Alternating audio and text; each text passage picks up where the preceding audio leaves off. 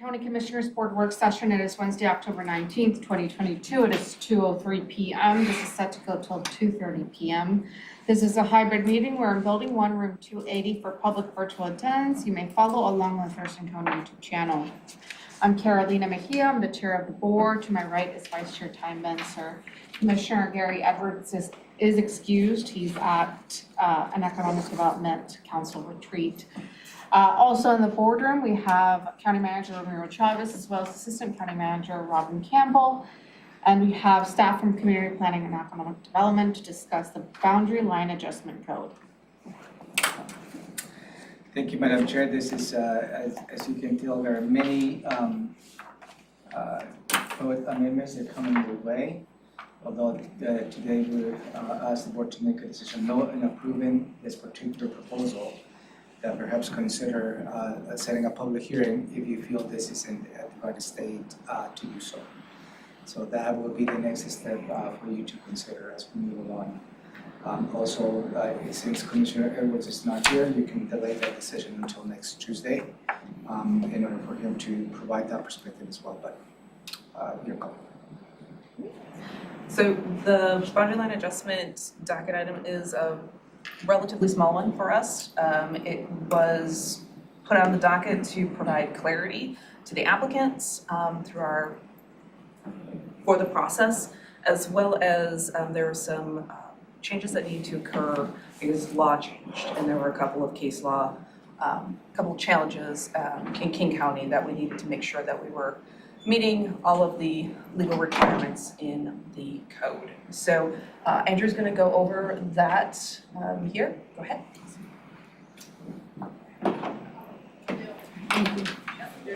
Good afternoon, everyone. My name is Andrew Baum with Community Planning. Today's presentation is on Development Code Docket Item A-22, the Boundary Line Adjustment Code Amendment.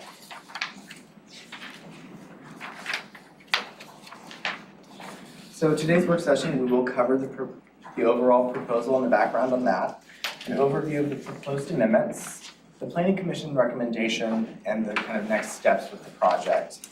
At the end of the presentation, staff are seeking direction from the board on if they need any additional information or if they're ready to move forward and direct staff to submit an AIS for a public hearing. So the Boundary Line Adjustment Code Amendment is on the 2022-2023 Official Development Code docket. It was prioritized as 9 out of 18. The Boundary Line Code Amendment has been worked on since 2008, but has not been consistently prioritized and docketed since that point. The reason for the Code Amendment is because of lack of compliance with RCW and GMA case law.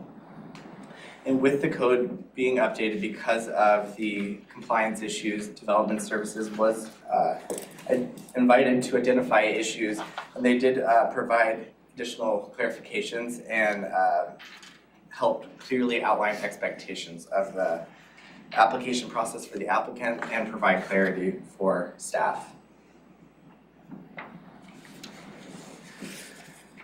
So the primary reason we're here today is because we are addressing two different cases that kind of touched on two different aspects of the boundary line code language in state law. The first is Seattle versus Crispin in 2003. It primarily addresses boundary line adjustments for lots that are buildable and unbuildable. And the overall outcome was that if you start with 2 lots, you must end with 2 lots. You cannot end with 3 lots. And so they said it doesn't matter if a lot is buildable or not, so long as you start with the same, you start with 2 and you end with 2, you're good. The second is Mason versus King County in 2005, and that primarily just addressed that zoning and land use regulations must be taken into account when you review a boundary line adjustment. So setbacks, lot coverage, minimum lot size, and things like that. So with this proposed code change, we are addressing quite a few things within the code that primarily address clarity, consistency, and making it easier to understand. You will notice a lot of it is strike through, but it was easier to rewrite than try to edit the existing content. So some of the changes that we're seeing with this proposal is just clearly defining the application materials that must be submitted for an application, clarifying the review processes and the codes that will be reviewed against, standards for BLAs impacting easements, situational limitations for BLAs, so conflicts with existing approved conditions, creation of non-conforming situations, or circumventing existing regulations, the procedures to finalize a plat, conflict resolution exemptions, and require a record of survey with a BLA.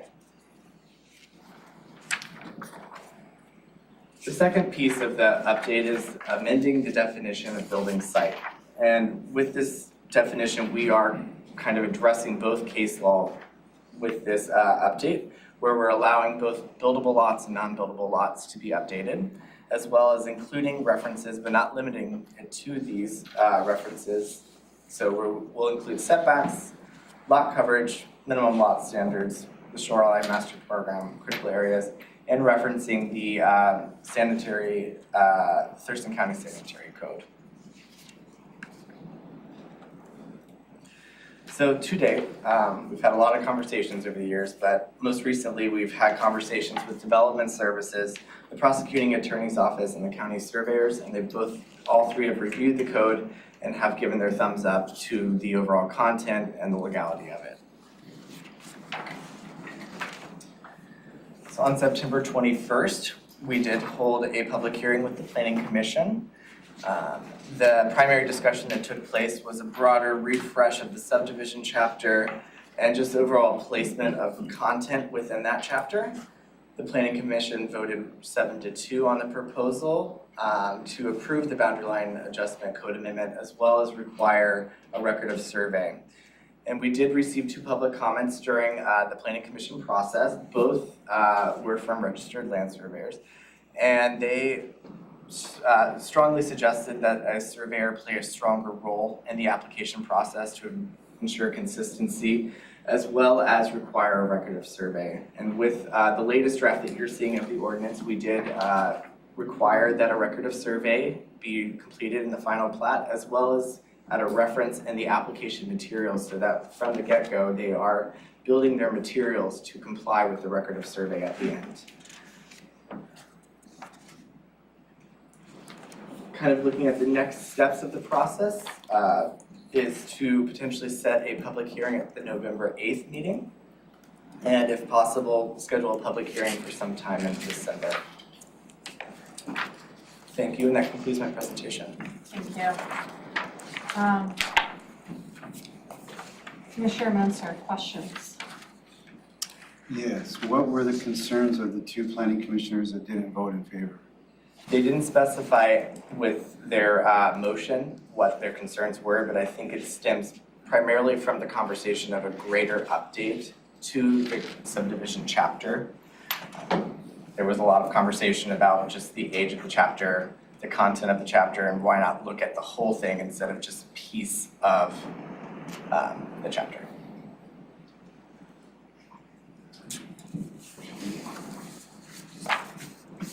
I don't know that I have any more questions. I didn't get a chance to review this packet, so I'll have to do that. My question is, this is currently an update to conform with the RCWs. And so with the language that's being updated and the recommendations from both, I guess, the 2 land surveyors as well as the Planning Commission recommendations, would that still keep us, were those areas that were we had a little bit more area to expand on? How did that work out? Their recommendations are not explicitly required within state law, but they're good practice among land surveyors to make sure that when a property is undergoing a survey and a boundary line adjustment, the record of survey defines the exact points on the property that's on the ground surveying, so that you get the best result with a boundary line adjustment, and it's the most accurate. So this will help resolve it, and I did reach out to the county surveyor, and he was very excited with the addition of a record of survey, because there have been issues where the survey was done without necessarily going onto the ground, And when they actually went out there, a shed is built 10 feet onto the neighbor's property, and those kind of situations that no one wants to discover.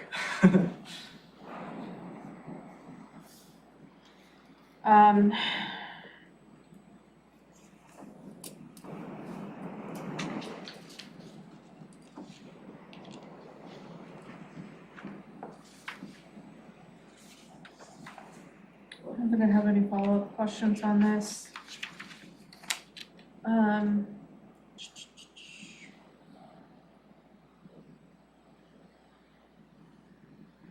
This has been going on since 2008? So it's been docketed on and off since 2008, yes. It was, it was prioritized, docketed and prioritized this past docket cycle, and we were able to get to it. Just get it done. Yeah. Make room for other projects. So since 2008, we haven't been in compliance with the RCW? More or less. More or less.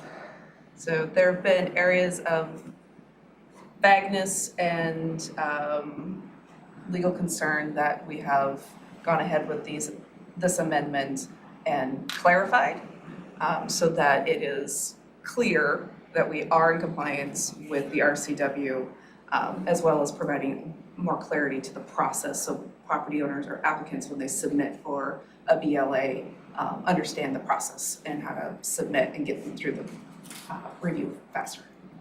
Okay, so I guess going back to Commissioner Menser's question, because I didn't quite understand what the objection from the two planning, so this is just a section, I'm guessing, of the code, and Correct. their concern was wanting to do a bigger section of the code. Right, they wanted the subdivision chapter, Title 18, to be looked at more comprehensively. We have done an update to Title 18 that was done back in 2019.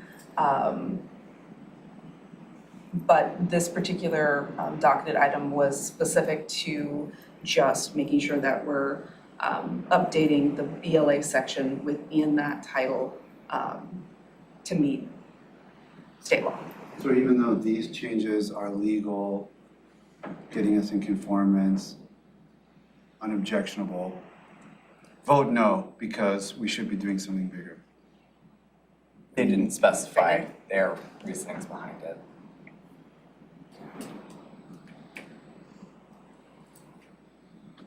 County Manager. Just a quick question, I don't know if you have the answer to this. Related to the case law, the Seattle versus Crispin. Yeah. What was the genesis of the lawsuit? It specifically related that you cannot increase the number of lots as a result of the BLA Right. process? Genesis of the lawsuit was a property owner who had purchased property off a tax title sale from the county, purchased 3 lots. And they wanted to go in and adjust the third lot, which was not built on, so that it could be a buildable lot. And the city denied it, and the clarification from the courts was as long as that area started out as 3 lots and ended as 3 lots, it didn't matter if you created a buildable lot. So in order to put our code to align to this RCW or state case law, the current language in that code allows to increase lots? It does not, it's, It strictly prohibits lots that are not buildable from undergoing a boundary line adjustment. yes, and that's where we're in non-compliance with the law. Okay, so this provides a little more flexibility. Yes. That helps, that helps to understand.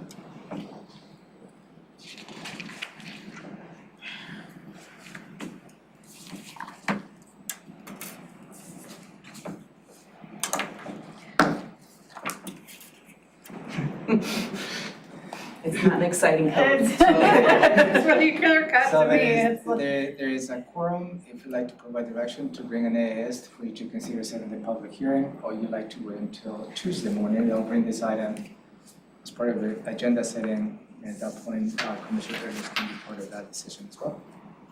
Let's just wait till Tuesday. Yeah. Because I haven't even got a chance to finish this packet. So. I'll bring this So- Tuesday morning, thank you. So this will be brought Tuesday as a follow-up briefing item. And at that time, we will provide either direction or ask for more information. It is 2:18, you're adjourned. Thank you. Can I vote, please?